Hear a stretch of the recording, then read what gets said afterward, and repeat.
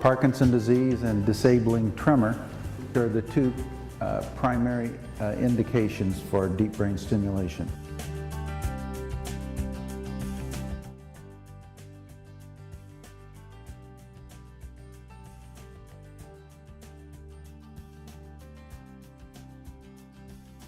And the dyskinesias are a big problem for many patients, and it's a major reason why patients go to surgery. It's very difficult to fine-tune the medications to any reduce these dyskinesias to any significant extent. And what deep brain stimulation surgery does is it reduces the need for the medications, and it stabilizes these unstable networks. There are two structures, the globus pallidus and the subthalamic nucleus, where you can put an electrode into the brain, stimulate that area of the brain, and to some extent stabilize these networks and allow them to function more physiologically. There's like a pacemaker that's implanted underneath the skin. This is connected to a wire that goes deep into the brain. This is what it looks like in someone's hand. This is the stimulator, the pulse generator, and then this is the wire. We can program it with this device.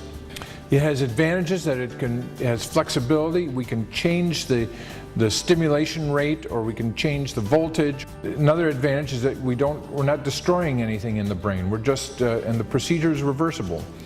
The disadvantage, of course, is that people can have strokes from this. You have to have implanted hardware. You can get infections, you can get wire breakage. And then, of course, there's cosmesis. Some people don't like the lump under the collarbone or into the head. The patients who are ideal for this are patients with idiopathic Parkinson's disease, meaning that they have Parkinson's disease from unknown reasons. You have to be responsive to, at some point, to L-DOPA. And people who have dyskinesias, the abnormal movements and motor fluctuations, have a good outcome. Now, when should it be done? It's not really an end-stage thing. As you know, severity of the Parkinson's disease gets worse over time, and initially there's a honeymoon phase where people respond to just about anything. Later in the stage of Parkinson's disease, nothing will work. The time to have the deep brain stimulation is in this period here. You want to do it so people can get their life back. They can go back and do things. And a lot of people with this condition hate the term essential tremor, but originally what this meant was it's essentially tremor and nothing else. So with Parkinson's disease, you have the stiffness, you have the slowness, you have the loss of dexterity, and you have the tremor. With essential tremor, the patients just shake. They shake in their hands, and they often shake in their head and voice. And some patients will even shake in their lower limbs. So they tend to have a lot of tremor from the waist up. And it's tremor when they do things. The Parkinson tremor is typically when they're idle. So they're sitting there trying to enjoy TV and they're shaking away. Patients with essential tremor shake when they try to do things.